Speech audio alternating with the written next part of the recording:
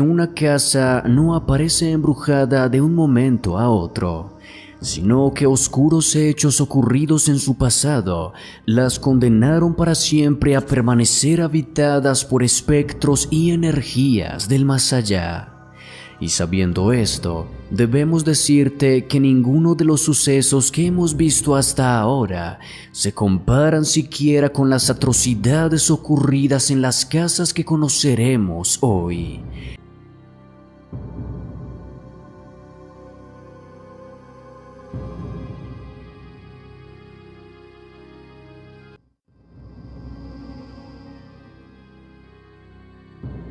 Esta inquietante casa, ubicada en la ciudad mexicana de El Salto, está aterradoramente relacionada con esta ubicada en la ciudad de León, al igual que con esta otra ubicada en San Juan del Río, también con esta ubicada en San Francisco del Rincón y finalmente con esta otra ubicada en Purísima del Rincón.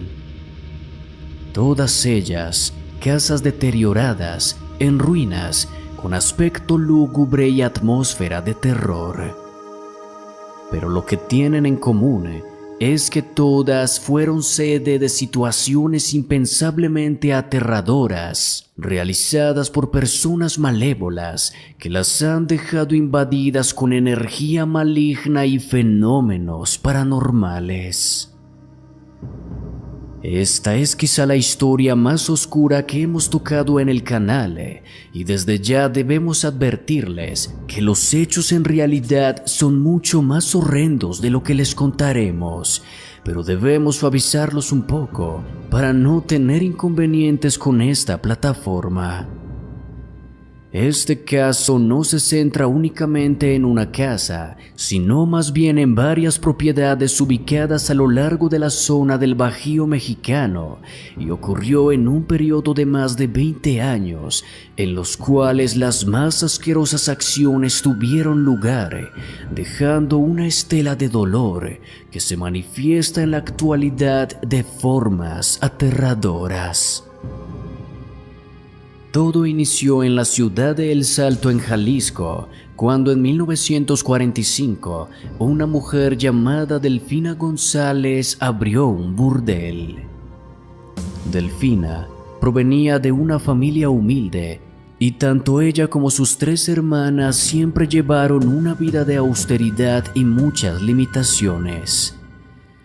El burdel que abrió Delfina tuvo un enorme éxito en la ciudad,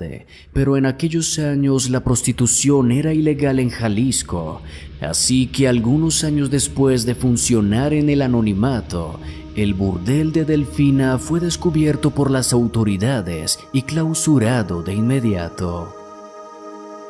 Durante aquel tiempo, Delfina aprendió mucho sobre el manejo de este oscuro negocio y supo de las muchas ganancias que llegaba a generar. Así que no dudó en mudarse a la ciudad de Lagos de Moreno y establecer allí un nuevo prostíbulo, pero esta vez evitando cometer los errores del pasado para que su negocio no fuera clausurado. Para eso, Delfina se hizo amiga de varios policías e incluso del mismo alcalde de la ciudad, y para lograr que la dejaran trabajar tranquila ofrecía favores sexuales, entregando a las mujeres que trabajaban con ella para que las autoridades las usaran como quisieran. Con el tiempo el negocio prosperó de forma inusitada, así que Delfina pidió ayuda a sus hermanas para que entre todas manejaran el burdel. Así pues, tanto Delfina como sus hermanas se metieron de lleno al negocio y comenzaron a pensar en métodos para que éste generara mucha más rentabilidad. Así que comenzaron con una horrenda práctica que consistía en no contratar mujeres para que trabajaran para ellas, sino más bien secuestrar jovencitas humildes y obligarlas a que vendieran su cuerpo en el burdel sin recibir absolutamente nada a cambio. Si no lo hacían, sencillamente las asesinaban. Las Poquianchis, como pasaron a ser conocidas las hermanas González, comenzaron a expandir su negocio e instalaron burdeles en toda la zona del Bajío, manteniendo siempre el burdel en San Francisco del Rincón como su sede principal. Con la expansión del negocio, llegó también la necesidad de conseguir más jovencitas y con el tiempo, las Poquianchis oscurecieron mucho más sus acciones, llegando a contratar a varios hombres que las ayudaban a secuestrar jovencitas y a mantenerlas retenidas a la fuerza en diferentes propiedades que habían adquirido para este fin. Mantenerlas retenidas es solo un decir, pues las Poquianchis y sus aliados realizaban las acciones más oscuras e inhumanas que puedas llegar a imaginar para mantener a las jóvenes asustadas y sumisas. Las torturas a las que estas mujeres se veían sometidas no tuvieron límite. Y quizá el hecho de contarte que cuando alguna de estas mujeres cumplía 25 años, se veía condenada a ser golpeada y violentada lentamente durante varios días a manos de un hombre apodado el Verdugo, quien se aseguraba de dejarlas vivas para luego enterrarlas profundamente, logre darte una idea de las monstruosas situaciones que se vivieron en aquel entonces.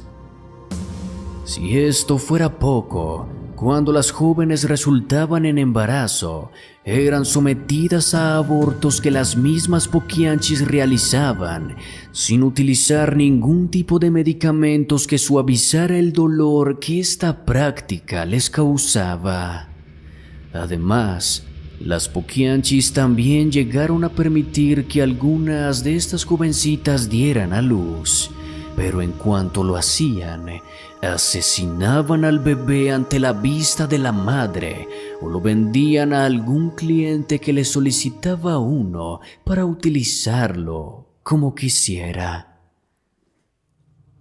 Si hasta aquí este caso te ha parecido fuerte, déjame decirte que las cosas siguen empeorando, pues se dice también que las Poquianchis comenzaron a realizar rituales en los cuales ofrecían todas sus acciones a Satanás, pues alguien les dijo que si lo hacían, las premiaría haciendo que lograran obtener más ganancias económicas y a librarse también de tener que pagar por sus crímenes. En sus últimos años de actividad, se cuenta también que las Poquianchis diversificaron su negocio y pasaron también a arrancar la carne de los cadáveres de las mujeres que asesinaban y la vendían en los mercados locales a 3 pesos por kilo. En fin, cualquier atrocidad que logres imaginar, posiblemente las Poquianchis la realizaron y lo hicieron por muchísimo tiempo. Hasta que afortunadamente, en 1964, Catalina Ortega, una jovencita de tan solo 14 años de edad, logró escapar y se presentó inmediatamente en la estación de policía de León en Guanajuato, haciendo que este terrible caso saliera a la luz. Tan solo en una fosa común, ubicada en una propiedad que las Poquianchis tenían en la ciudad de Puricina del Rincón, las autoridades encontraron la escalofriante cifra de 90 cadáveres. Pero legalmente se considera que los crímenes alcanzaron los 150, aunque extraoficialmente se estima que fueron muchísimos más.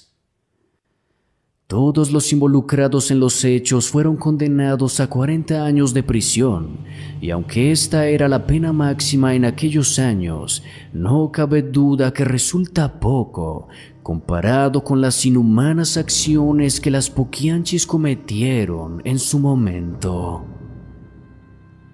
Ahora, conociendo los hechos que ocurrieron en el interior de estas casas, no se nos debería hacer extraño que en todas ellas logren darse impactantes manifestaciones fantasmales.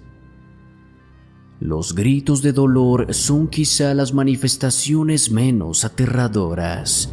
pues estas palidecen ante las muchas apariciones de espectros en forma de mujer que logran presenciarse casi a diario. Y sin duda, resultará prácticamente imposible que estas almas lleguen a abandonar nuestro plano y logren descansar en paz, pues el dolor y el tormento al que fueron sometidas estas pobres mujeres fue tan intenso que traspasa la barrera del más allá.